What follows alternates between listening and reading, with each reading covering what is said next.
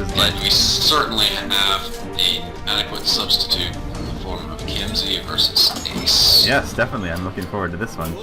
And I am able to spectate both sides. Alright, I'm loading Camzeee up. Let me see if I can load Ace up after that. Okay.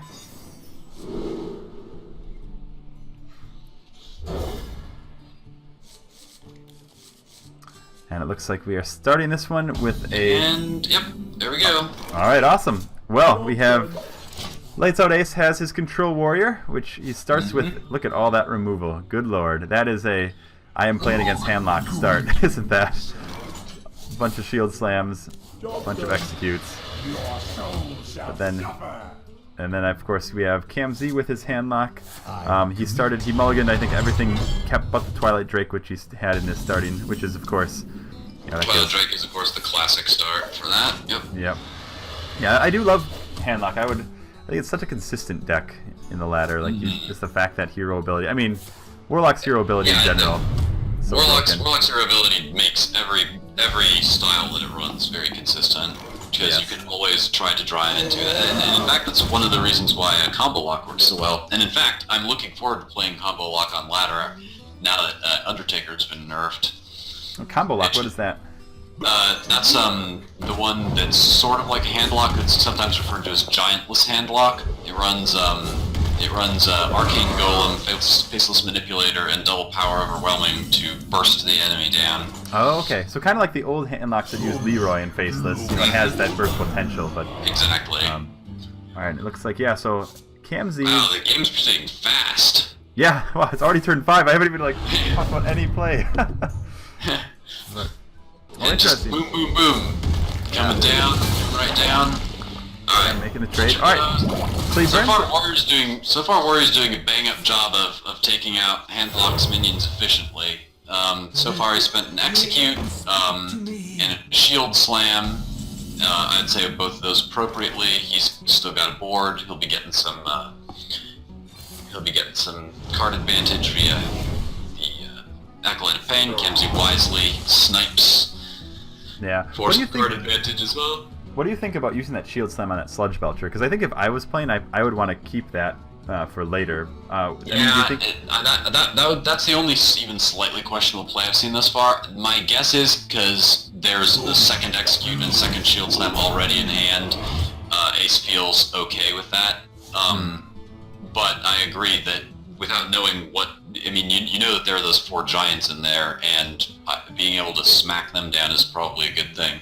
Then again, Ace is also running Big Game Hunter, so and also has those 2 other removals, so it's probably feeling like he can pretty much use those other 2 removals on any giants that come out as he waits to draw in Big Game Hunter.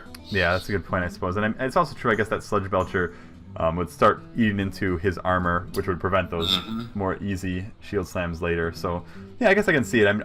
I would be so hesitant to do it, and I'm actually kind of surprised that Ace didn't do another one. Well, maybe he wants to keep that next one for a giant, just to make sure that it's going that way. So yeah, looking at Camzee's deck, he has that 1 Mortal Coil. He is opting for the 2 Shadow Flame, 1 Hellfire as far as removal goes. 1 Anti-Keelbot, as you said, Lord Jiraxis, a Dr. Boom. So, I mean, I'm trying to think of what is missing from this deck that another handlock would be, including Sylvanas. Oh yeah, there's no Sylvanas. Sylvanas frequently makes an appearance, and interesting and I think unusual is Faceless Manipulator. Faceless Manipulator has actually fallen out of favor in handlock since it's Goblins versus Gnomes. And I'm a little surprised to see it in this deck because there's nothing super obvious to copy. I suppose a giant, but it is still a little unusual because normally before the Leroy nerf, what you would have seen Faceless Manipulator in there for was for a final burst. However, Faceless Manipulator is actually a card that scales against control. It's extremely strong against control. It gets better against control the later the game is, and so I'm sure that Camzee's probably hoping to snatch a Ysera or a Ragnaros or some such. Yeah, it's true. It's definitely going to work in this matchup against the Control Warrior. So, yeah. I mean... Alright, so we're looking at this board state. You know, yeah, the game has been flying by. Camzeee has a huge hand. Ace is out 2 of his strong removal. We know there's no Mountain Giants yet, so of course that is going to be a kind of a pain.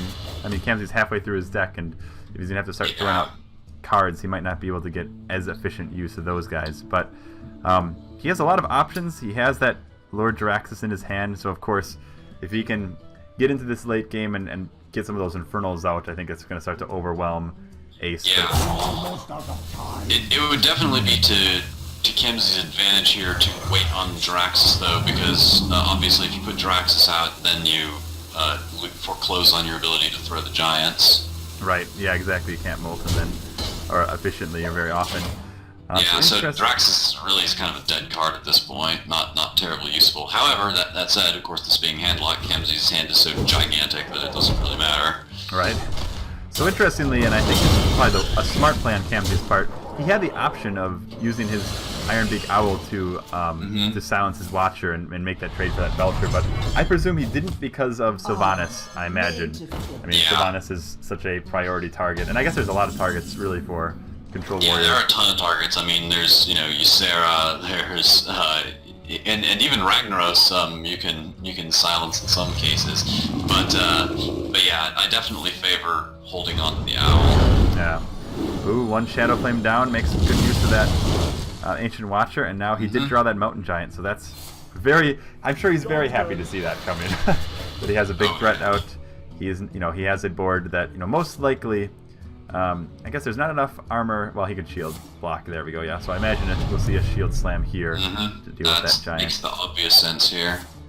Yeah, but he's out of shield slams now, so that armor won't be as useful to him. I think at this point. Now it's just health, which of course is always good, but he won't be able to more efficiently utilize. But I mean, being at 42 health is not a bad thing for a Control Warrior.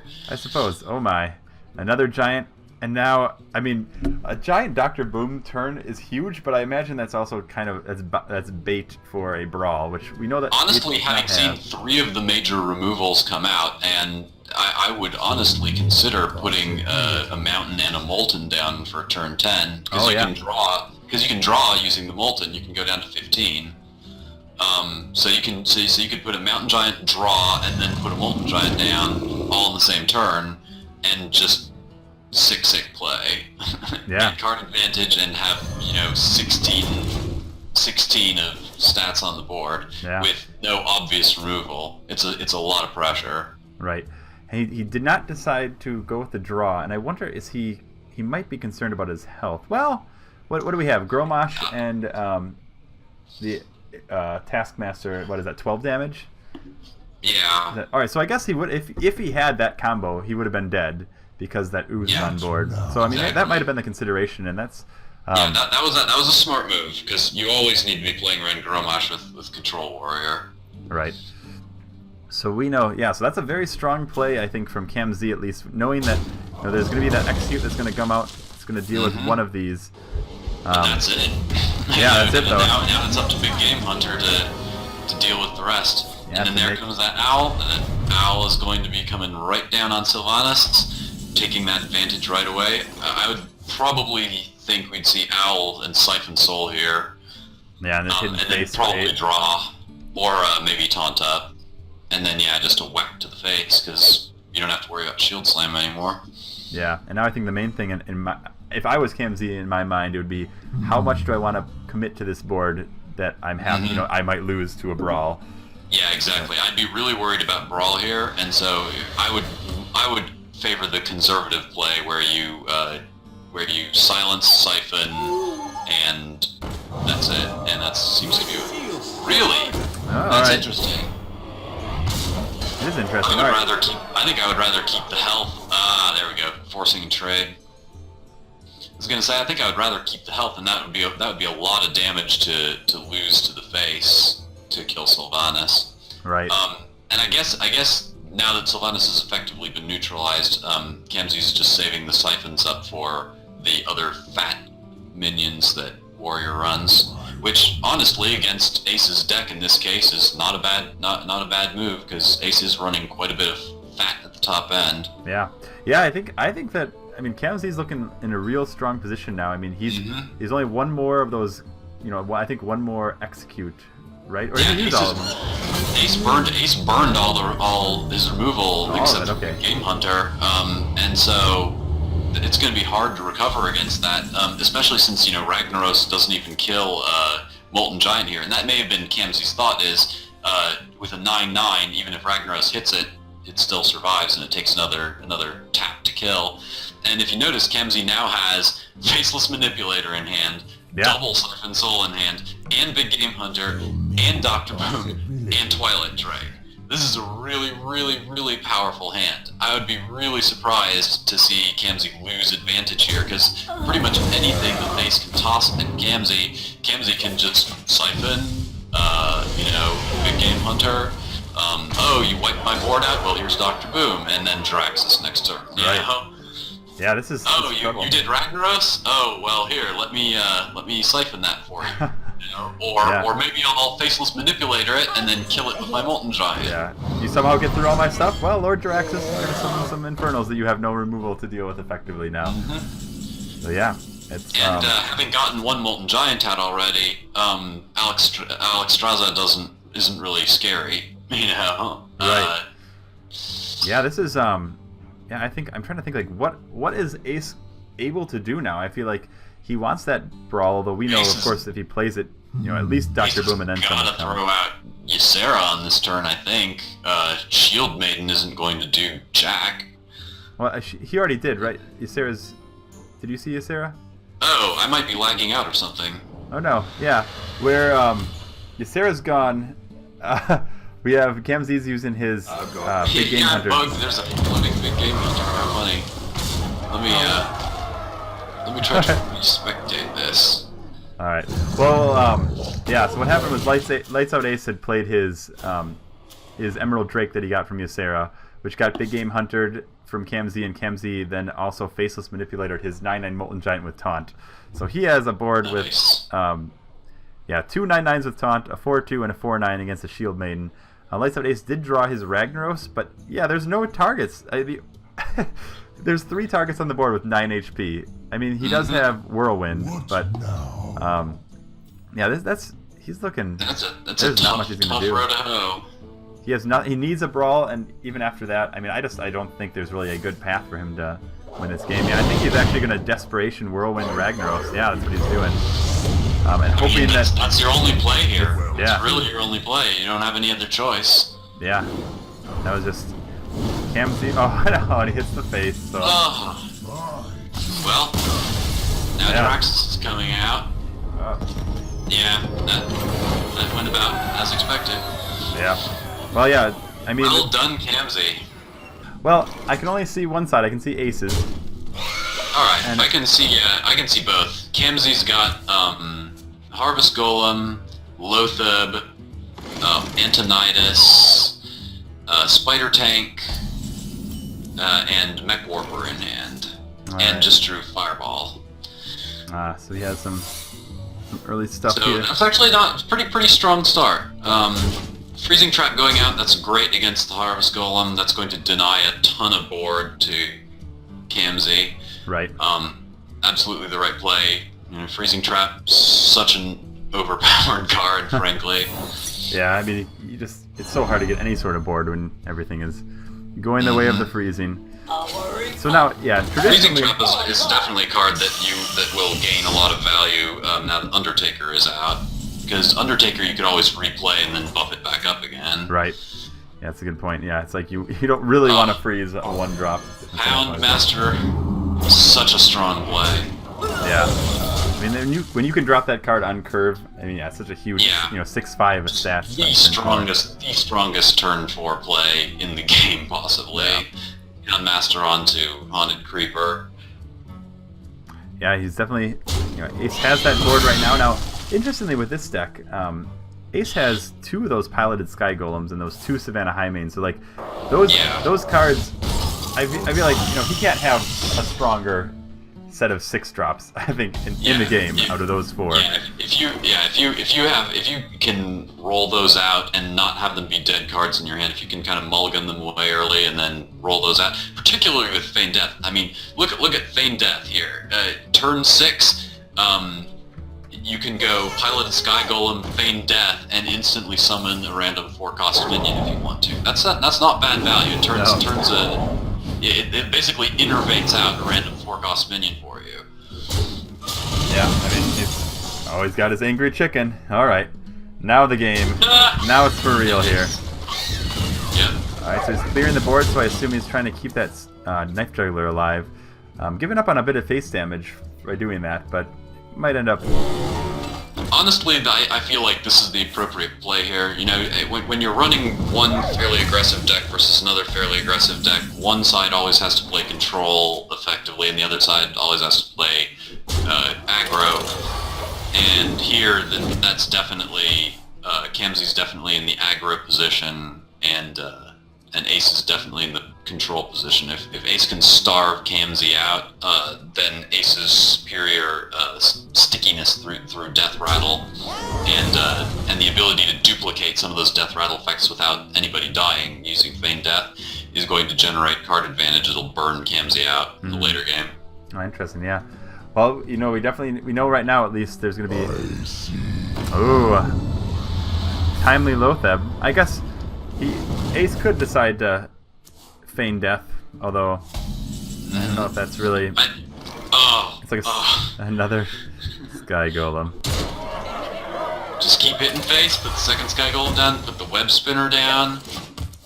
Oh, it is. Really, no Web Spinner. Huh. Oh, I guess next turn, if the Golems are still alive, they'll put Web Spinner down and then Feign Dead. Okay, yeah, that makes, I suppose. Although I can't imagine... Finicky Coolant is a great pickup here. Oh, yeah. Those spare parts in general are so good. Yeah. I think that's... Like, even in the arena, having those, like a Clockwork Gnome, for example, generally 2-1s are pretty bad in the arena, but just having that flexibility with those... Dragon Link Mechanic's such a bad pickup. That was unfortunate. Sky Golem. Ooh, Savannah Highmane. He could. See, here's where Hunter's hero power starts to come in, because you can just drop Highmane and then either Feign Death and then just get a huge board. Although I would be playing around Flame Strike in this case, so I don't think I'd do that. I would probably finicky Cloakfield the Savannah Highmane. Yeah, just Cloakfield Highmane. Yeah, on the other, and then you just whack face, and then next turn you can do 8 damage. Yeah. Because Mech Mage doesn't run any taunt except Annoyatron. Right, I mean, we not know... even Annoyatron all the time. Yeah. I mean, we know that... what does Camzeee have in his hand right now? Like, he doesn't... I mean, he has 9 damage, but he has to make... He's not going to be able to kill Ace anytime soon. So, exactly. So he's kind of... He has to control the board here, and then... but while he's wasting all of his tempo on the board, you know, killing Highmane's extra spawns, then he just... Ace just whittles him down with hero power. Yeah, it's that situation where you basically lose against a hunter when you have to play damage control and you just don't have enough time to do anything and make a comeback. Like, I'm looking at Camzee's deck and I don't see any sort of heal mechanics, or you know, he's a very aggressive deck and he just has gotten out aggroed by this guy. Notice that Camzee's starting to suffer the card advantage loss here, because Camzee's only got a spare part in hand, and Snowchugger and Antonidas needs to keep the spare part for Antonidas, and so had to play that really unfavorable 5-mana Harvest Golem just to keep enough board to stay away from instant death. Right. Yep. And yeah, and Ace has got this one for sure. It's not going to be possible for Camzeee to pull this one out. Mech Mage is just cannot keep the board against Hunter. Yeah. That's why, yeah, Hunter, the natural predator of Mage, it seems like. Oh, Annoyatron is the only card that can possibly work here, but that's only if you have a heal, so... Yeah.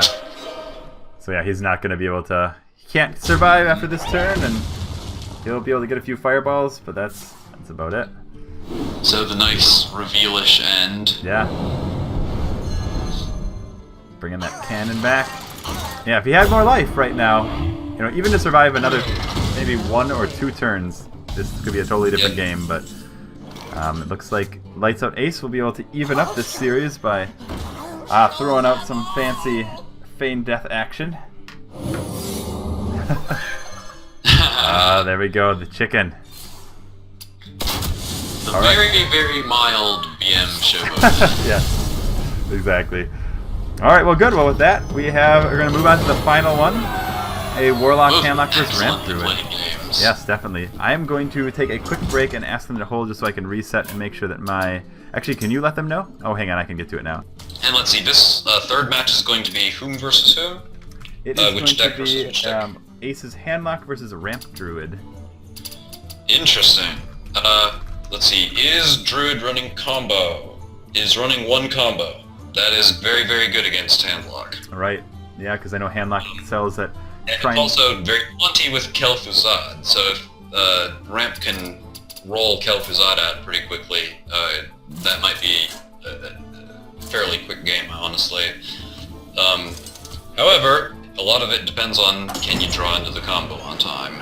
Right. Because obviously if Handlock can start getting those huge minions out, Druid doesn't have any hard removal, and it's going to be just such a pain to be wiping Twilight Drakes or Mountain Giants off.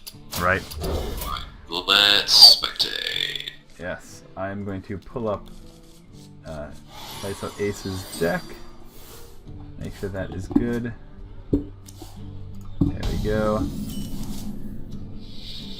Alright. Okay, so we have one Twilight Drake in Ace's hand, so of course he has something big to play on turn 4, and I guess those are pretty... I mean, I imagine those are pretty difficult for a Druid to deal with, because I know typically Druids have a hard time with mid-range, like, solid minions. Yep. But, of course... Yeah, Twilight Drake, like a 4/9 Twilight Drake, Druid just doesn't have good answers to that. There's just nothing fun about taking out a 4/9 Twilight Drake. Job's done. And interestingly, we did not have any... Oh no, there was the Wild Growth in the early game, so... Yeah, Camzeee got one of those, able to put at least something on the board. I imagine we'll see that Twilight Drake coming out, or the Mountain Giant. What do you think in this situation against a... I think probably the Drake first, just to tease out the game plan of the opponent. As a Handlock, you're favored playing slower against Druid, I think, if Druid is immediately ramping into something super scary. Sure. And then I think, I mean... Are you scared of Big Game Hunter, maybe, if you're playing against a Druid? Yeah, because if Big Game Hunter comes out right away, then you could be you could get a combo innervated out, for example, pretty quickly, and then with a 4, and a 4/2, and then combo and no taunts on field, then you burn out pretty fast. So I think Twilight Drake is the better play here. And as you can see, Twilight Drake is going to definitely clean up here. Yeah, paving the way for a Mountain Giant. And we know that there's no Big Game Hunter in Camzee's hand. Piece 1 of combo. This is a good draw. Yeah. So yeah, the one... Oh yeah, I see the one Force of Nature. Yeah, you're right. One Savage Roar. So, yep, part 1 of 2. And yeah, I suppose that is... I never thought about that before, but I know that it's like Warlock is so strong, or Handlock, at just bringing themselves down to life enough, but being safe. Whereas, of course, against a Druid, you're pretty much never safe when you're a Handlock. Exactly. Even if you have that Jiraxis, you're like, well, I'm at 1 HP at any time. This presents some interesting possibilities because you could kill the Drake off with Wrath, but there's not really that much point to doing it. Honestly, the best play might be to maybe Harvest Golem. Ooh. And then Force of Nature is clearing the Giant. Take the Giant out. That makes sense, because if the Drake trades with a piece of the Golem, then you can always Wrath it for card advantage next turn. Right. I don't know. I mean, but he just gave up his combo. Like, it's gone now. Yeah, giving up the combo is pretty tough. On the other hand, he does have Ancient War, which will resist a Giant hit, and he has a Kel'Thuzad, so he might be thinking that he'll go Ancient War into Kel'Thuzad and then pretty much have an immortal board. Yeah, and then with the second Ancient War and then Cenarius, he could really make things unpleasant for Ace. And then he still has Savage Roar, even though he's taken out the other piece of the combo. And so with, Cenarius plus an Ancient of War and maybe a Kel'Thuzad on board, that'll burst just as well as the combo will. Sure. Do you think, would you try to go it out here by playing Druid of the Claw and seeing if there's any sort of, like, I mean, Camzeee has to know that Siphon Souls are in Ace's deck. I mean, we know he has one. Yeah. But like, I wonder if he wants to try to throw a Yeah, low I actually priority think target. I actually think the right play here is to taunt up Druid of the Claw, kill, and then kill with the Drake with hero power. All right, he's going for it. He's going for the big guy. He's saying, "Let's see if you have it." And big game hunter drawn as well. I guess there's not too many targets for a druid actually to get big game In this hunter. deck. In fact, there may be none in this deck. Let me check real quick. Yeah, unless he wants to uproot the next Ancient of War. Which, Yeah, right. Actually, yeah, there are no big game hunter targets in Camzee's deck. So, all right, there's the Siphon. Yeah, and see, if he'd killed the Drake and had just Lothab and taunted up Druid of the Claw, he would have been forced to spend the Siphon on that one instead, and then you could just start taunting up. Yeah. And now you have 2 Druids of the Claw and not really any good targets for him. I guess you could do the same thing as last turn, but that still doesn't work too well. Yeah. Interesting, gonna kill Lothab. Alright, so I'm assuming that he's... Oh, is he going into a swipe? Yeah, he must be doing a swipe. Alright. So he's clearing the board, but now he doesn't really have anything to put on the board. Yeah, I don't like this, because you don't have anything to replace on the board. You can't, it's not like you could innervate out of Druid of the Claw, you're 1 mana too low. Yeah, I mean, I was thinking the other thing is, like, he could have ran the 2-1. He could have used Wrath for 3, ran the 2-1 into Lothab, and then just play a Druid of the Claw in taunt mode. The other reason I don't like the failure to take out that Drake earlier is that the Drake effectively got in an extra hit. Yeah, so I mean, right now, I know you said that generally Druid has an advantage against Handlock, but his combo's gone. He does have, I mean, Cenarius will... And he hasn't drawn into Big Game Hunter either against Dr. Boom. This is going to be tricky. He's going to have to get good RNG on the Boom bots if he wants to... I mean, Camzeee will have to get good RNG against Ace on the Boom bots if this is going to end favorably for Camzeee. Otherwise, Ace is going to just crank the pressure up. In fact, I believe Ace has Shadow Flame in hand currently, and so could just really wipe the board. I'm not sure why that's not coming out. Maybe it will in a second. Oh boy, I don't know if he wanted to see that. Yeah. Unfortunate for Ace there. He didn't get... That was a mistake. If he was able to get through, yeah, he could have, man, Dr. Boom could have just taken Cenarius and then survived. A 7-drop beating a 9-drop straight up. Power of Dr. Boom right there. But he did not miss. He did not do too well. Those Boombots were very aggressive. They just wanted the face. And now, yeah, he's actually in kind of an awkward situation. I mean, he still has... Yeah, I think I would have Shadow Flamed Dr. Boom. Honestly, in this case, I think I would have Shadow Flamed Dr. Boom. That takes everything out except Cenarius. You kill Cenarius with a Boombot. You still got a Boombot on board and 5 mana. I think, and then so you can rebuild your board with something like Twilight Drake. Right. Now, this is actually an interesting thing. We know right now that Camzeee is out of his combo, but Ace does not know that. And I think that Ace is playing, especially considering I think Ace has decent reason to suspect it, though, because it's obvious that this is Ramp Druid. As soon as you see Ancient of War come out, you know that it's a Ramp Druid, and Ramp Druid really can't afford to run a double combo in most cases. Just because the minion, there's too many fat minions you want to include for the Ramp Druid playstyle. So generally only mid-range Druid runs double combo. So I'd say that so Ace should know at this point that Camzee's burst potential is quite low. And this also telegraphs kind of a desperation move. Yeah, he's gonna have to take that 4. I'm assuming he's gonna trade Cenarius and his hero ability into the Drake, and then clear out that Boombot. He does not have board. He's still down. The only reason I would wonder if Ace is a little concerned about that is just because of how quickly Camzeee was able to use that Force of Nature earlier to do the clear. Like, if I was watching that, and again, I'm not a very good constructed player, but I would be thinking, oh wow, he's burning this one early. Maybe he is. Yeah, it is kind of a ballsy play to roll out that early, and it might make you think, is he running double combo? But if you were running double combo, my thought would be, well, what's he taking out to make room for that second Force of Nature?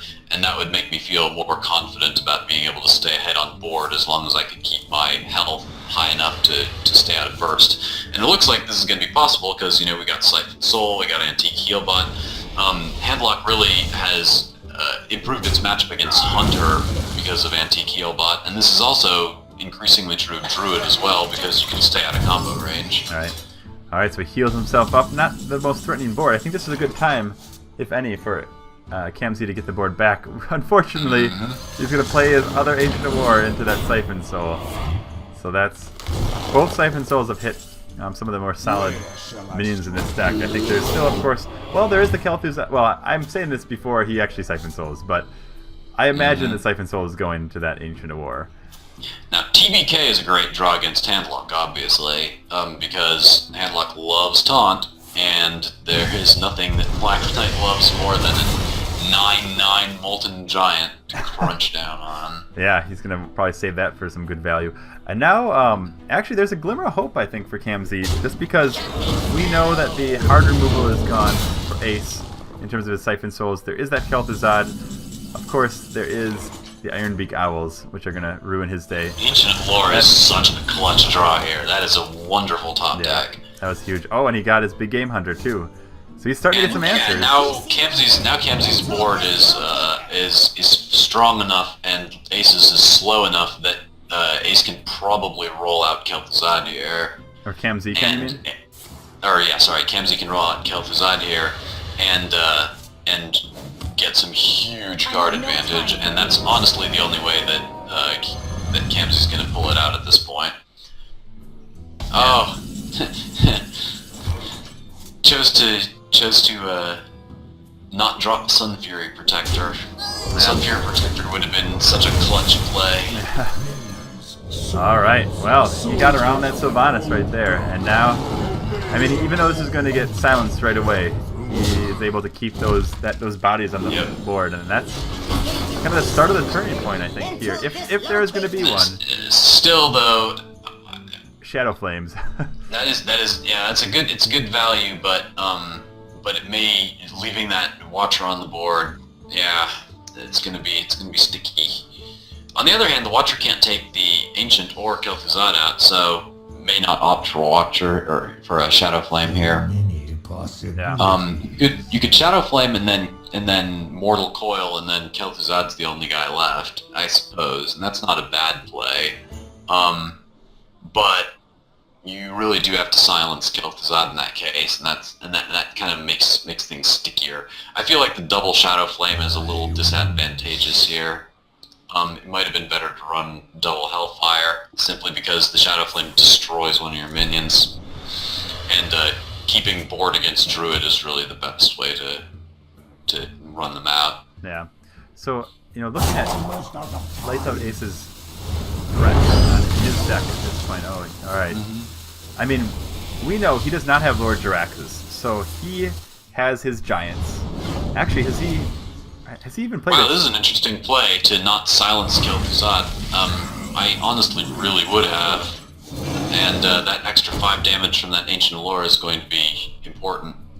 Yeah, I'm kind of surprised as well that he did that, but we know, I think both of these guys, they're starting to get low in their decks. I think most big threats are gone, except Ace does have at least another, he has another Molten in deck as well, doesn't he? And I think he has one more Mountain. Oh, he just drew it. Yeah. Oh boy, but if he falls into a trap here, Camzee's hand is just waiting for Giants. Taunt up, Ace. I want this to go into the clutch. Oh my. Play into that Black Knight. Oh goodness. Can you imagine right now if he Molten Giants, he dual Molten Giant Sun Fury Protectors, he just loses. Because they both go down. And then he takes 11. Pile of flame. Oh my. No, I think if you do one of those, you probably have to follow it up with a Shadow Flame. Just burn out this board, get some health back. Oh no! We're gonna see the Shadow Flame here. Okay. Yeah, we're gonna see the Shadow Flame here. Yeah, okay, good. I thought he was reaching for the Defender of Argus. I was like, no, don't do it! Well, this one's going down by big game. Which we knew was going to happen. Still has a good answer for it, and then now you probably are going to start seeing taunt because these 4-2 and 4-5 are fairly threatening. Yeah. And it's possible that even with this style of druid, it's possible that there's 2 copies of Savage Roar, and so you definitely start worrying about burst at this point. Yeah, I mean, I'm just looking through Ace's deck. So he I think has 1 Mountain Giant left. He has, I think he has 2 Sludge Belchers, or maybe 1. I don't remember if he's used 1 yet or not. But he doesn't have. I don't think it's come out yet. But he has very few threats left. And maybe the Twilight Drake. I think there's 1 Twilight Drake left. If that's out of his last 4 cards, he has a Giant. Yeah. I think 2 Belchers, and it might be that Twilight Drake. So he has some mid-range stuff, but they're both getting low. I mean, and even an Ancient of Lore, an Ancient of Lore might be one of the strongest cards that Camzeee has left as well. Oh, this is actually a fairly tricky situation because you really... Oh, that is a good pickup. Oh boy, yep. Gotta love Swipe Swipe. is exactly what you wanted to top deck in this situation. Yeah, he gets a clear. And he still has that Black Knight for if a Giant comes up later. Yeah, the Black Knight, it's so important to save the Black Knight for that Giant because it's your last hard removal as Druid. Yeah. Now things are actually looking pretty scary for Ace. This is wow. I'm really amazed that Camzeee has been turning this around. Yeah, he still has that Ancient of Lore left. He has but is that? Oh, he has his keepers. Did he even use a single keeper? I don't know if he has. Let's see. I have not seen a keeper yet. Oh, that was not good. I wouldn't have done that. Yeah, there's still a Giant left. Yeah, the keepers. Neither keeper has come out yet, and but I guess Camzeee wisely is thinking that preservation of board is essential here. Yeah, I mean, even if he... Alright, there's Sludge Belcher. Wow, this is going to come right down to the end. They're just, like, taking punches left and right. This is absolutely going to go into fatigue. Yeah. Well, I in think... this case, Handlock is not favored in fatigue because Handlock draws faster. Yeah. Yeah, I mean, he cannot tap anymore, really. He simply can't afford it. And I don't know... Ace isn't running Drax, is he? No, he is not. I think he just has a Mountain Giant left, which is going to be expensive. And well, this is a great showcase of why Ramp Druid is currently the top of the tier 1 decks in the meta, and it's because you can adapt against so many different sorts of threats. You can taunt up against aggro decks and against decks like Handlock. You can sort of starve them out between your fat minions and a couple hard removals that you run. That's why TBK and Big Game Hunter are so critical to a good Ramp Druid. Yeah. And Keeper is a great pickup here. Yep, he can silence that. He can put some pressure on face, and he can, establish his board even further. I think Ace is done. I think that even if he is able to get that Giant out, I mean, it's going to cost him 10, right, or 9. Yep. On his board, and so he has to. I don't know if he can even taunt on the same turn it comes in. Yeah, props to Camzeee for turning this game around so spectacularly. This is really, really impressive. He had a few showing of skill, and I feel like Ace probably has made a couple miscalculations here as well. Again, kind of burning that removal a little bit earlier. Yeah. Although, it's so hard not to burn removal on an Ancient of War, right? Like, that's almost, basically, if it wasn't for Kel'Thuzad getting that value that one turn, clearing the Sylvanas, there's, you can't ask for too many better targets in it still. Exactly. You know that it wasn't as strong. Yeah, so here we go. The Giant comes up. Just keep going for the face. And it's over. I think there's... His last card is... I don't think it's very consequential, if I recall what Ace's last card is. It is... Let's see if I can... At this point, I guess I would actually probably throw out Sun Fury Protector before I'd throw out the Giant. I mean, that's your last play. Well, his last play, he has I think his last card is a Twilight Drake. So he could tap, set him at 3, exhaust his hand, his deck, and then he can play a 4/3 and then taunt both of them up. But even that, and then Mortal Coil to hit Keeper and then Mortal Coil or something like that to kill it. And you want to do it first because you just want to draw the card. It's just a rough situation. Yeah. There's very little that can be done. I think you got to tap. Yeah, you got to tap. Oh, it's an Ancient Watcher. It's not even...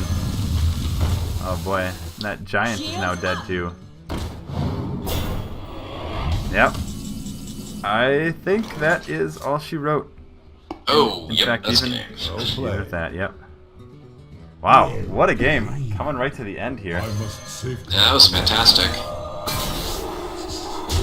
And with that, Camzeee finishes off the handlock, which I guess is kind of the expected outcome as Ramp Druid versus Warlock, but I think it happened in a less conventional way than I was expecting it to happen.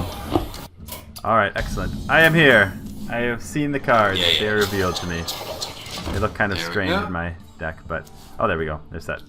Alright, yeah, so in this situation, is this more of a, just, you know, who gets that tempo first? Because I know Camzee's deck is much more aggressive. Yeah, it's really a question of can Ace shut Camzeee out for the first basically 4 or 5 turns. If Camzeee or can Ace shut Camzeee out for the first 4 or 5 turns. If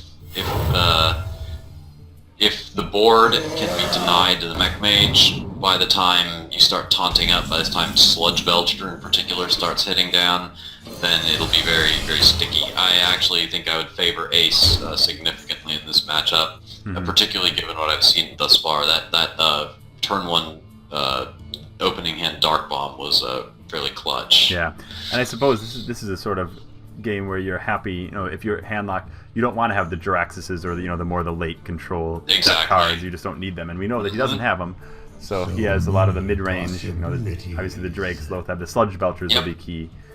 Yeah, and those 3 mass removals are just killer on Mech Mage. Sure. Because Mech Mage has such a hard time getting board back. For some reason, the owl I see floating. Do you see an owl floating? I think something... Yeah, Undertaker must have done something here, because I have never had problem with spectator mode until just now, and now a lot of spectator bugs. Blizzard, you need to rebuff Undertaker. He's holding us hostage. Seems to be the case. Oh, double Frostbolt in Camzee's hand now. That's going to be really useful against Sylvanas. Lock her down. Although Ace is still got some real strong plays here. If Ace can draw into any of those board clears, then I would really favor Ace for the matchup. On the other hand, you know, Mage has a fair bit of burst. If Camzeee can draw into, you know, Fireball or whatnot, might be able to smack him down from a distance. Yeah. I mean, do you think, would you just Frostbolt the, Sylvanas to delay it and Lothab to prevent any sort of, like, shenanigans as far as board clear? Yeah, I'd take out the Ooze with the Cogmaster, hit face with the Yeti, Lothab, and then Frostbolt on Sylvanas, and just kind of ignore Sylvanas. Yeah. Oh wow, I thought he was going to Frostbolt the Slime. For a second, was he considering it? That would be a mistake. He really wanted that extra 3 damage. Maybe he was going to Frostbolt the Slime and then whack both of the... Oh yeah. Interesting. Wow. That's a really conservative play. I don't know if that was... Yeah, that's way too cautious a play for Mech Mage to be making here. It does keep the board sweepers away, but now you don't have any other minions in hand. What's your follow-up? It's turn 8, so yeah, we're probably going to see Siphon Soul on Lothab. But Right. there's some really good follow-up. Maybe Siphon Soul and then drop an Ancient Watcher? No, tap and then Siphon. I don't know, that's a little too weak. You really want to try and keep stuff on the board against Mage, force them to be trading instead of hitting your face. Yeah, although really, I mean, Camzee's starting to get card starved a bit. Ooh, Antonitis. That might be his saving grace in this game. And he has that one, he has the switch in his hand. Ping. Yep.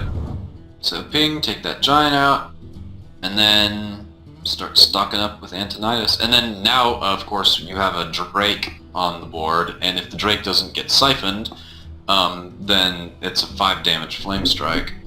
Right. Yeah, I mean, I think... Interesting. Camzeee was thinking for a minute over whether to hit the giant or not. That's pretty funny. I would have thought that would have been the obvious play there. Right. You really need to keep Handlock from building up any good Shadow Flame targets. Yeah.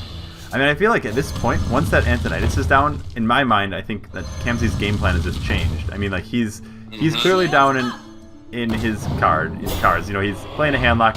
Handlock's gonna draw. Oh, the Flame Strike value. Oh my, yep. Yeah, you gotta take that one. And Antonidas in hand. This is actually a scary good series of draws by Camzeee here. Yeah. Got Flame Strike, got Reversing Switch, which is not like Time Rewinder or something that really kind of craps all over Antonidas. So Reversing Switch is a good pick. Dr. Boom's a great play, and Ace is starting to get low. Yeah, and I mean, even though that Camzee's had that sluggish start, yeah, I mean he has a lot of burst in his hand now. I mean, Siphon's gonna come out, and then that's the last Siphon. I would expect Antonidas to hit the board next time. Oh, wait. Oh, interesting. I guess Camzeee feels confident enough in his life total to not start rolling Antonidas out until he's ready to finish, which makes sense. Yeah, I suppose he's thinking that he wants to, put himself in a position maybe where that Antonidas is just going to end the game. You know, we know that there's, well, we do have the heal bot in Ace's hand, but I'm just going to pull up Camzee's deck one more time and analyze it here. So he does, alright, he runs 2 fireballs as well. I think I Harvest Golem for 0 mana dropped, which means I probably glitched, and I'm going to reload. Yeah, boombot to boombot. I'm not sure what I would do here, because that 7 health Molten Giant is such a tempting target for Boom.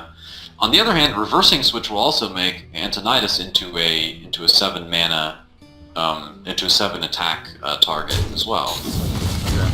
I don't know that I would have done that. I might have just tried to use Boom for trade Boom with Boom, and then use the Boom bots on the Sun Fury Protector, and then Antonidas and get a Fireball. Yeah, unless you think he might be boombotting the Dr. Boom, and then he might reverse and switch the Boom and survive. Actually, like, yeah, you get that's Archmage probably now. not a bad play. That's actually probably not a bad play, but then you lose your Antonidas synergy. Yeah, well, I guess that 1 fireball, but yeah, I suppose he's definitely going to lose. No, that's true. Yeah, he's. All right, so who's going to get reversed? And the reversal comes out on Dr. Boom. Oof. This is actually fairly threatening, because now that was lucky. Yeah. And Lotheb. Wow. Oof. That's the game. I think that's the game. Yeah. I have ADF. There's no way for Camzeee to come back now. I mean, how are you going to burst down someone for 20 with that 1 fireball? Oh, I've got the floatage now.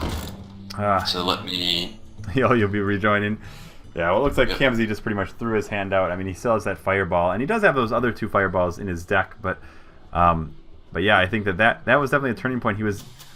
I guess I thought it was a good idea. What a series of draws! First, an incredible series of draws for Camzeee. Flame Strike, and then Antonidas, and then Dr. Boom, and then what a turnaround! Yeah, like right there, being able to take that out. Lights Out now has a good position. He has more taunts, and we know that Camzee's just kind of drawing, hoping to get something. But even now, Camzee's looking at a whole bunch of damage. Oh boy! Yeah. There goes. Yeah, that's definitely game. Way too much board. Way too much health. You can't burst him down, and you only have the 1 Flame Strike. So that's it. How are you going to remove all those? And then with the Reversing Switch for the extra health, yeah. I've just conceded at this point. Yeah. I'm loading back in. Yeah, I can't imagine. Yeah, there's not much that you can do. Yeah. I mean, he can clear, but he's now playing. He's now in a situation where he has to play defensively against a handlock, but he has. He's drawing dead, and the handlock has. I mean, he can draw twice as quickly, and still has threats to play. We'll see. Camzeee will probably... Looks like he's going to stick it out. So kudos to him. I'll try to give it the old college try here. Honorable death. Yes. He's not technically dead yet. The Annoyatron's there. But what life is this that you lead? Oh, we'll ping that molten giant down. Well, he'll die to an... Well, no, he won't die to an Annoyatron because he's got Owl in hand. So... Yeah, I'll get that extra 8 damage in. Right. Yep.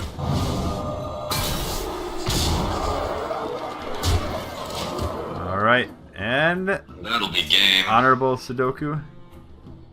Oh, Fireball, please, please, please! Yes! I think it has to happen. Come on, Sudoku. This time, excellent. Well played. Alright, there we go. Sudoku. Ace evens it out. And it actually is a true, honest-to-goodness 2v2 playing the last game. What a great series! Right. Alright, Ace has his hunter, his value hunter, and he is against Ramp Druid. I generally would favor Hunter versus Druid, and in this case, Ace in particular has sticky, and fat. You know, you have the double piloted Sky Golem, and you have the double high main. So that's about it, the best you can do against Ramp Druid. Now, of course, Ramp Druid is Druid's best chance against Hunter, because it's just got so many taunts, and Ace I don't think is running Owl, if I remember correctly. Let's take a look here. That doesn't sound right either. There's no Owl. There's no Owl, so Ace is going to have to attempt to rely on drawing into the fat minions on curve and just keep the value. Right. And now looking... Thus far, this is a good pickup. They are just blazing speed, though. Yeah. This game. Oh, and that was a huge...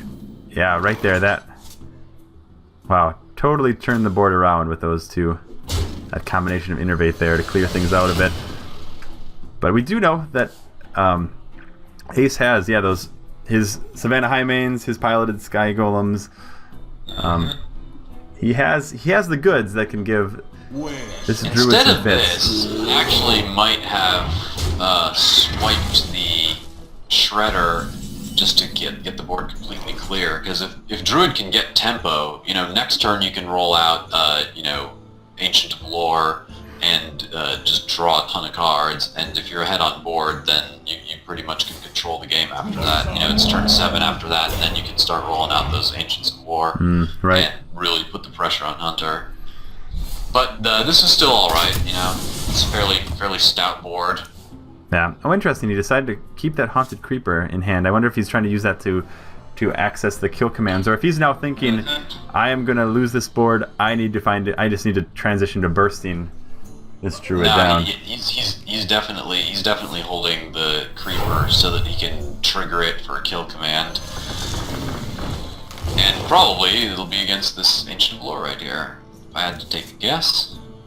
Yeah. So one piece of the combo. Maybe the combo's not quite as important against Druid. What do you think? Or sorry, against the Hunter, I mean. Nah, combo's not that important against Hunter. You'll generally have the game decided by your taunts and how Hunter can deal with them. Yeah. Oh well, right here we can do a kill command and unleash, and he can clear the board back. So. Yeah. This is actually a good pickup. Yeah, we know that the oh, he decides to go face instead of kill the 2/3. That's probably a good play. I would have traded. Yeah. I would have cleared, but I think that would have been wrong. Yeah, Druid doesn't run heal, and so next turn,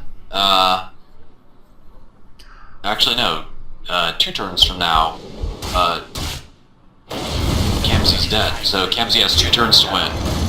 Yeah, he does have that Savage Roar though, which will be. And Savage Roar is an excellent pickup, and is going to be the deciding factor. Can Camzeee get enough stuff out? Oh, but the Lothab comes down.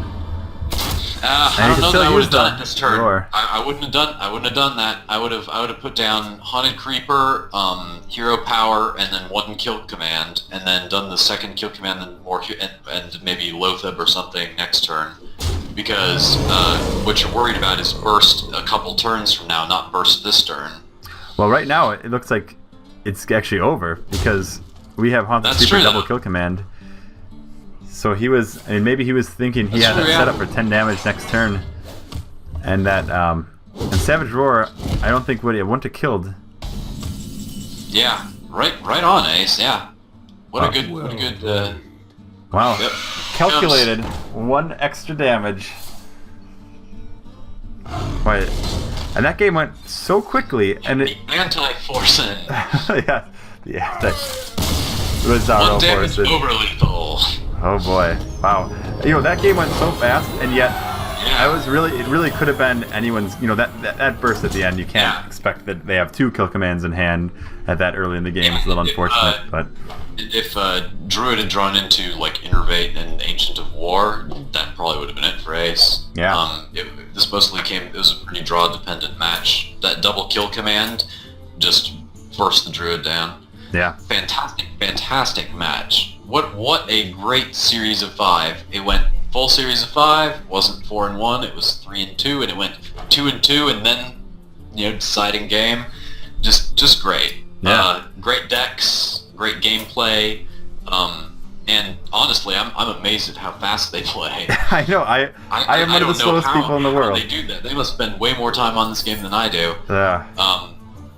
Oh goodness. Well, wow.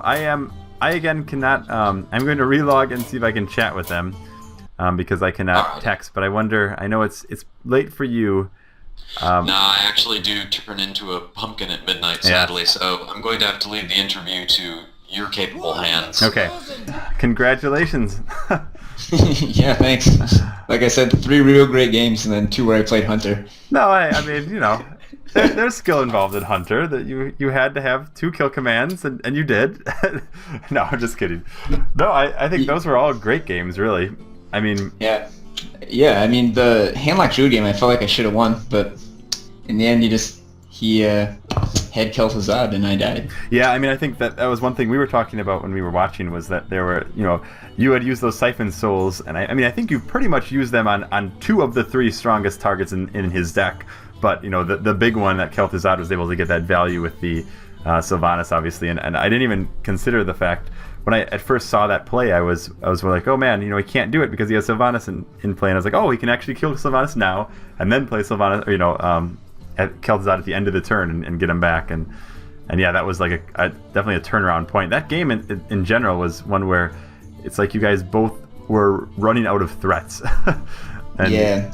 If I had Jiraxis in my deck, I would have won. Yep, we were talking about that too. We're like, that if you had that inevitability, you would have been able to get through. But you just, you ran out of stuff, and he was running out of stuff, and he just happened to have that board at that point. So, yeah, I mean, I thought that was great. One thing that we had mentioned, I think, in that first game too, your warrior against Camzee's Handlock. You started the game with I think like 1 execute and 2 shield slams. You had like all your hard removal against Handlock pretty much right away, and then it, of course, you ended up losing that one. I think he just started to drop a lot of big threats as the game went on. So I didn't draw any creatures of my own in the mid game, so I had to waste one of those shield slams on a Sludge Belcher so that it didn't shred my armor, and the second shield slam was still alive.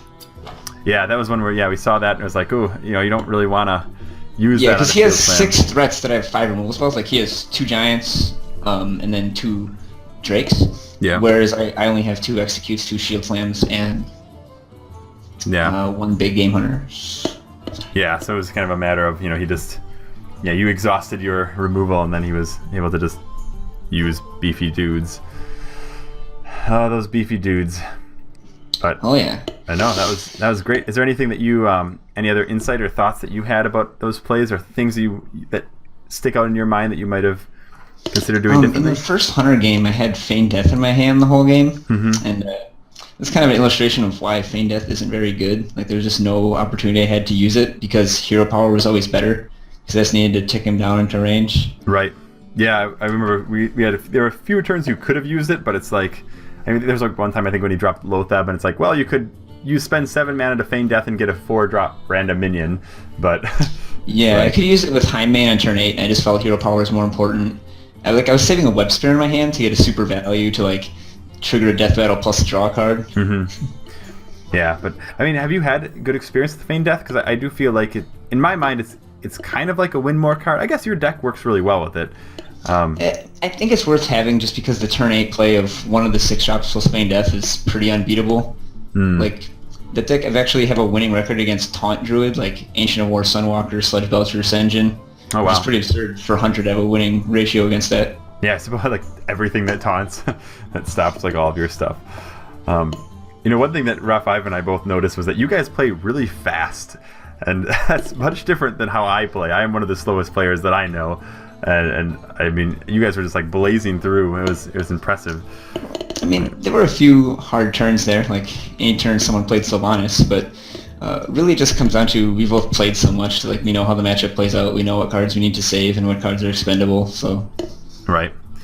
Yeah, that's true. And I mean, that end, we were surprised, well, at least I was surprised at first at that last Hunter game when you went face at a point, but then I realized, oh yeah, you have these double kill commands at the end, you don't need to clear his board completely because you have so much burst. Well, I mean, it's Hunter. If there's ever a tough choice between trading and going face, you should just go face. Yeah, I suppose. Then you can make them make the hard decisions, right? Yeah, well, the whole reason I made that deck is because I just made a list of all the best cards in the game, and it just so happened that a lot of them are Hunter cards, High Main, Mad Scientist, Freezing Trap. So then I just throw them all together, and you just have a deck where at every single point in the mana curve, you're outvaluing your opponent. And there's no possible way they can get a better use of 2 mana than Mad Scientist. There's no possible way they can get a better use of 6 mana than a Piloted Sky Golem or a Sylvain Hammain. So they just are forced to make even or worse trades while the whole time attritioning them with hero power, and eventually they die. Yeah. Yeah, we noticed that especially in the first Hunter match against the Mech Mage, where he has an aggressive deck, you have an aggressive deck, but he was at that point where you've been able to put enough pressure on him that he has to respond to your board every turn with his limited resources, and he's also taking 2 damage. And like once you get in that point against a Hunter, then you can't come back unless you have a heal or some other way to stabilize and also put out a lot of burst or something, which he did not have. Yeah, that's a good point. If you can get ahead against Hunter, it's hard for Hunter to come back, but that's why I include the Knife Juggler and Unleash the Hounds. Like if you pull off the combo against a Zoo or a Mech Mage deck, like basically just wipes their whole board for 5 mana. Yeah. Yeah. It's the new school Buzzard Unleash. Oh man, the Juggler Unleash. Yeah. It's always damaging, always scary. Yeah, I think I don't have any other specific questions other than just that we both had a really good time watching those games. I think all of them. Just the fact this was a true. It came down to the 5th game instead of our confusion last time. It was all those good. You guys went back and forth until the very end, and I we didn't see anything. We had plays that we would have done maybe slightly differently, but at the same time there weren't any glaring misplays that I could see. So I think that you guys were all looked like some top notch stuff. Yeah, well, thank you. Yeah. Well.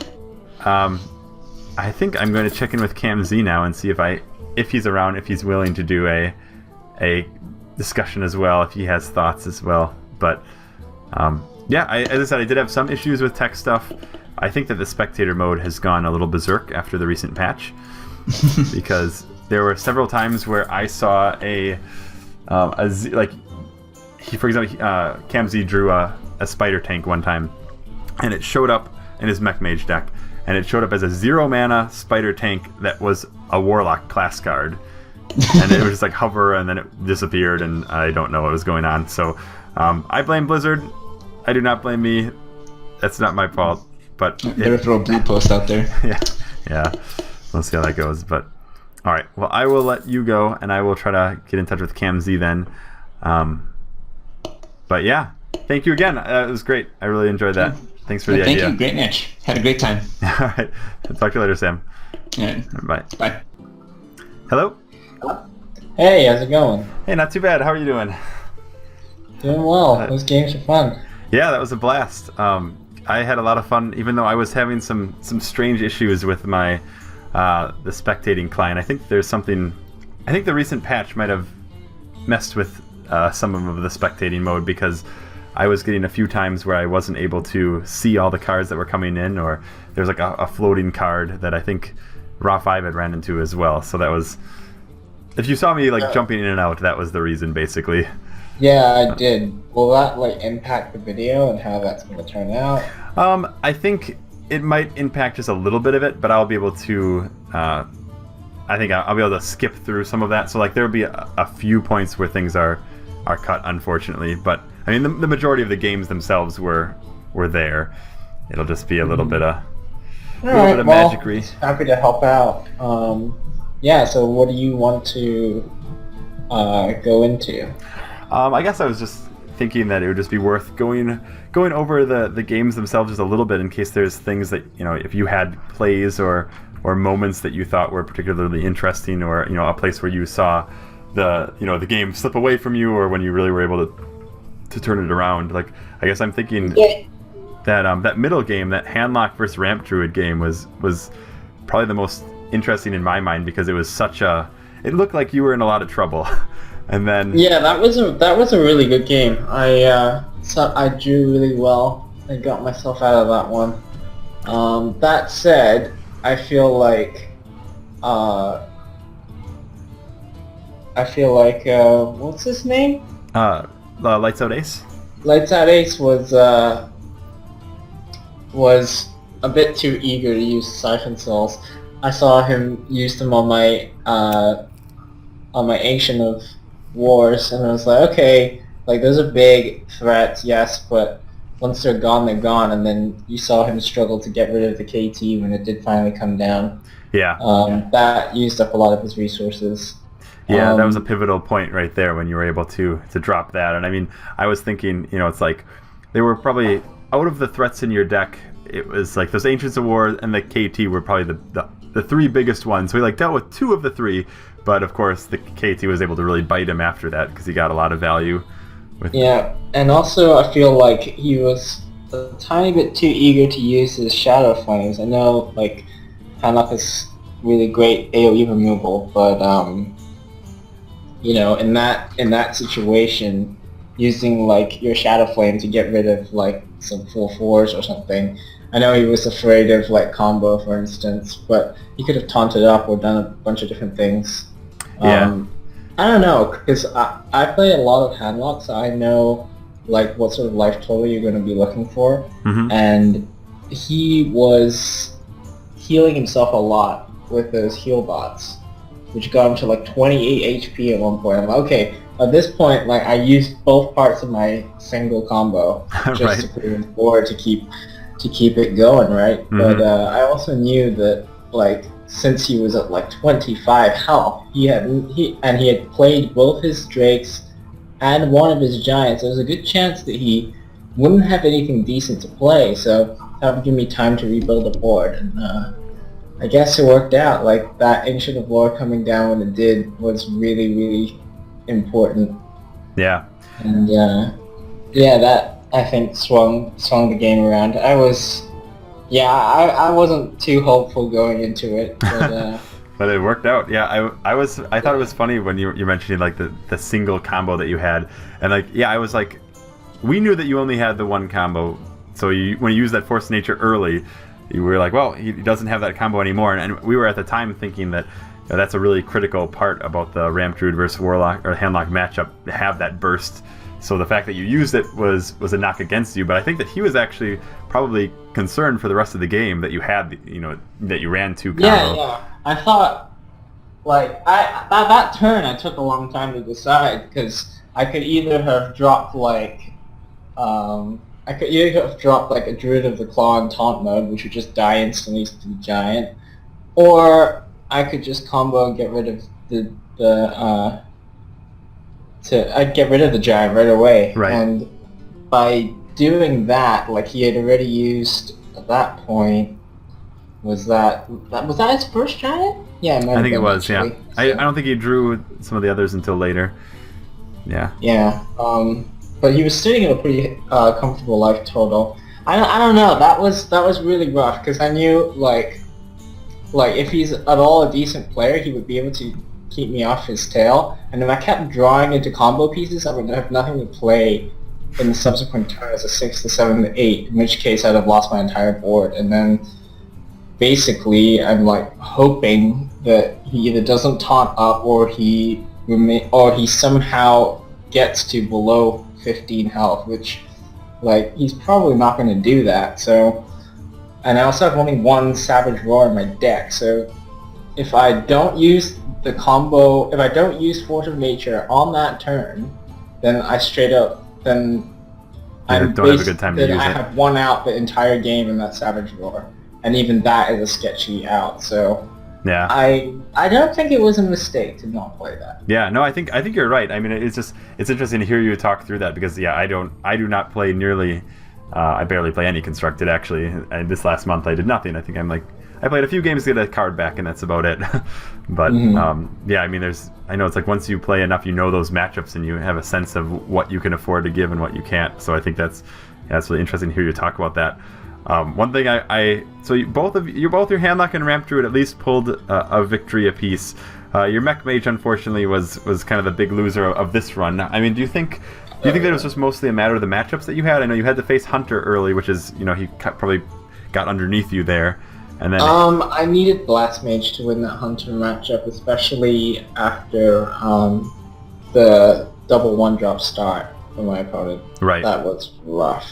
That said, could I maybe have gone face and hoped for being able to burst him down? Maybe, but at the same time, like, because I didn't manage to clear him off, he manages to get like a Houndmaster off on his Haunted Creeper, and that actually just stalled all my momentum. At that point, I'm like, okay, I can either clear this and try and build something back up with maybe a Dr. Boom, but if I, just keep bashing face, like, I will lose to the Hunter because he's got more stuff coming down. Yeah. And that hero power is going to hurt. So right, I knew you were at that point in that game where when he had the board and you were low life, you just can't come back from a Hunter because you have to keep clearing his stuff, and he'll just keep burning you down, and you're kind of in a tough spot. And I don't know, that game was really tough right from the outset. Yeah. Like, I'm not entirely sure what I could have done better, but I didn't see anything blatant. No. It's just kind of Hunter. Not getting the Blast Mages really, really hurt me. Yeah. Because those are really crucial. If I had gone like a Blast Mage on 4, so I would have played the 2 mechs on 4, the Mech Warper and the other one. The Snow Chugger? The Spider Tank. Oh, Spider Tank, right. If I play those 2 on 4, he does what he does and like gets rid of 1, and then I can whack the Haunted Creeper with the Spider Tank, and then play the Blast Mage, then there's a good chance it would clear off most of those tokens, and then I have a chance. Yeah, again. Then you have the board, and you can... Then I have at least an even board at that point, because if he trades everything in, then it's an even board, so... Yeah, no, that's true. I might have had a chance, but, And you can't draw it, you can't do it. Yeah, game didn't exactly go that way. Yeah. I actually had a tournament game the other day. I think I was playing in the ESL Challenger Cup, and I had that same matchup, that Hunter against the Mech Mage, and this time I did have the Blast Mage, but I just psyched myself out, and I was sure that he had a Freezing Trap out, and I basically played terribly and like lost my whole board because I was so sure it was Freezing Trap that Explosive Trap just blew my board up with the Kobold Geomancer out from the Piloted Shredder. Like, everything just conspired against me. That's unfortunate. Yeah. Hunter Traps are so hard because they're all, Misdirection's not as good, but they're just all so good, and they do, they do different strong things based on how you respond to them. So it's so easy to like fall prey to one by trying to play around the other. It's unfortunate. Yeah. It was it was a strange game, but I was lucky that I don't think LightsOutAce played any. He played one trap, the probably one in that first one by sending the Harvest Golem back. Freezing Trap. Yeah, I don't think he had that many. I'm gonna pull up his decks quick, and I'll make sure that these would be included later on in the videos too. But he had very little. His deck was so value focused. His hunter deck, like he had those 2 piloted sky golems, 2 Savannah Highmanes. I mean, those right there are like about as strong as anything on any 6-drop from any class. And he had 4 of them. It's an actual mid-range hunter, not one of those faux mid-range hunters with Undertaker. Right. Yeah, it's a good deck. I was pretty impressed by that hunter. It did well. And he had 1 explosive trap and 2 freezing in the deck. So I guess they just never really happened. Yeah. That said, I still a little bit mad that he had the perfect 3 cards on the floor to kill me at the end. But what can you do about that? I could have played safer by not playing the Ancient of Lore on the turn. Swipe the Misha, but I don't think my board would have been quite as good, and I wouldn't have the same momentum that I ended up generating. So I don't think it was a mistake to do that. Yeah, I think you have to, if he has it, he has it, but it's unlikely at that point.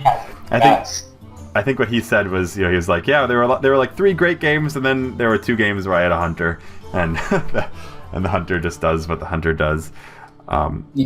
So I just want to talk about one last thing in my mind that struck me was the 4th game when you guys were playing, and he was the handlock and you were the mech mage again, and that was an interesting game. He got his dark bomb early, so he was able to kind of stifle your board from really expanding, which hurt. And I don't think you had a 1-drop in that one, so maybe not the best start for you.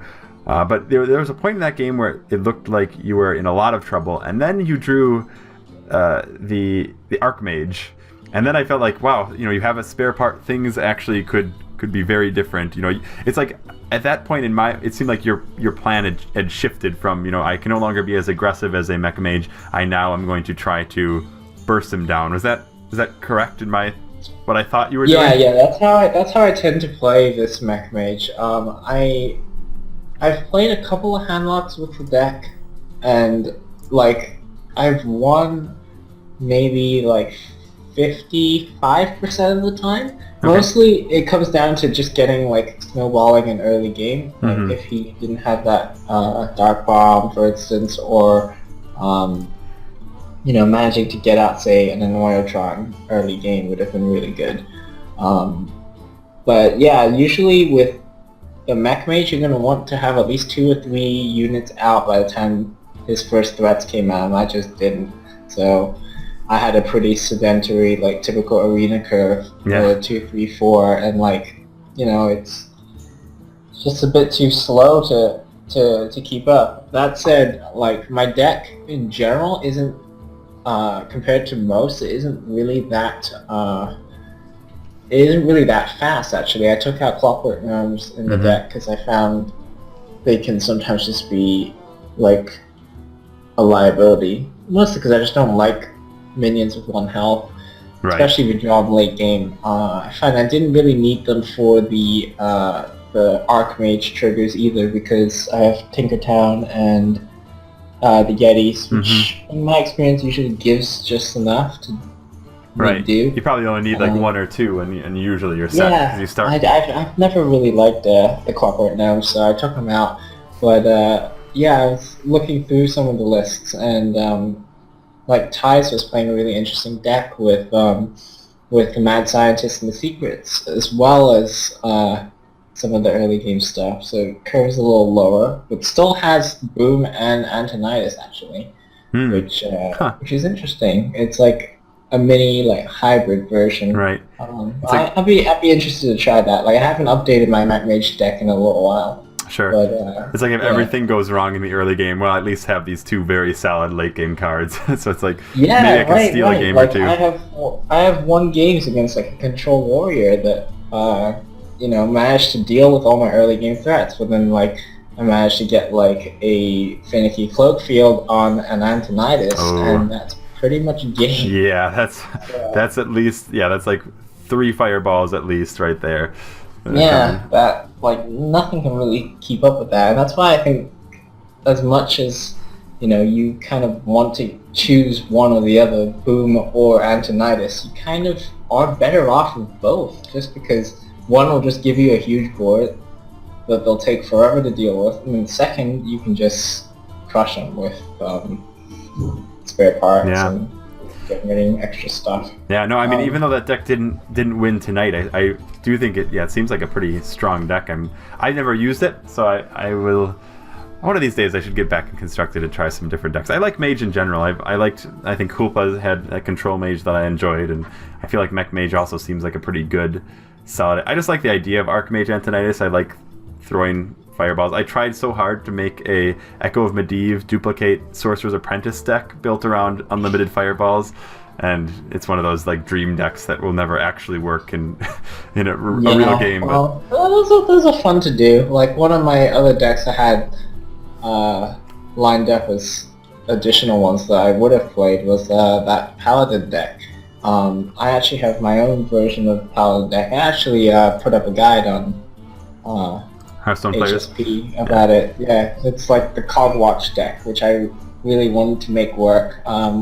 Has 2 Ancient Watchers, 2 Coghammers, and no Muster for Battles or Quartermasters. So it's just like a straight up like traditional control deck. Has a lot of late game heals, and it's fun to play once in a while. Actually, I might bring it out again on ladder if the hunters decide to go away. Yeah, I think that a lot of them, I mean, with certainly Undertaker hunters are going to be gone early. I mean, someone might, I personally don't think Undertaker is a totally dead card, but I think that it's certainly much worse than it ever was before. I mean, it's so much worse. Yeah. I'm interested in how the meta will develop, but like Hunter still has a number of like things that it can plumb right now, though. That's the thing. It still has the mech option to try with the Metal Tooth Leaper. Mm-hmm. I wouldn't be surprised like if someone really tried to make that work, play like a really mech focused one. Yeah, I mean Metal Tooth, that Leaper is such a strong card. If you have a really low aggressive curve with mechs and then you play that on turn 3, you like win the game because you put so much damage out. It's a really good card, so I'm very surprised that it hasn't quite made it into the constructor meta yet. But maybe I'll innovate a deck. Yeah. Double Blazuka, double Clockwork Gnomes, and Anoratrons, and all the 2-drops. The only thing is that I wish there was another option that you had as a 1-drop mech, like an actual mech, because it's Cogmaster and Clockwork Gnome, and Cogmaster isn't actually Cogmaster's not actually a mech. You know what is a mech, though? Target dummy. 0/2, 0 mana. I mean, that sounds crazy. That's probably crazy, but really, if you have any mech leaper, you can just wait and then you can drop a 2/2 on board for 0 mana if you want to. Yeah, it's a bit nuts though. Like, yeah, I don't know if I can justify, especially in the hunter deck. Yeah, dropping what is essentially half a mirror image. Yeah, well, it might be crazy. I think the reason that Leaper has not been used is simply because Undertaker was too good. But I think that now that, so the Death Rattle just naturally, like, going that route instead of mech was just the natural move, and now that Undertaker's gone, I think that seems actually, that could very likely be a more of a mech hunter possibility. A nice mid-range hunter like LightsOutAce playing it's a pretty good thing to try. I mean, you still have those 1-drops that are good. Those that Web Spinner and Clockwork Gnome are both really good cards by themselves, just because they also generate things when they die, so they're not entirely dead. Right. Yeah. They at least give some semblance of value afterwards. Yeah. Well, yeah. Is there anything else that you in particular you wanted to talk about in terms of those games? Things that just struck you as fun, good, tough moments that we haven't mentioned, or things that you would do differently if you would want to do it all again? Not so much. I mean, I think I played pretty well over the course of the series. I can't really pinpoint a specific moment that like I might have misplayed. I mean, I'm very critical of, say, my hand lock play, so I might have missed like a tap on Molten Giant or something. That's that's kind of minor. Oh yeah, no, I think those games were both played. I think all of them were played really well. And they were very enjoyable games for us to watch. So it was Well, fun. I'm glad that you had fun with that, and it was fun to play. Well, I'll let you go. I need to get to bed pretty soon here too, so I'm probably gonna wrap up some of the recording and make sure that things are looking right. But yeah, sounds good. All right. Well, have a good night. Yep. Thanks again. Take care. Later. Bye. Bye.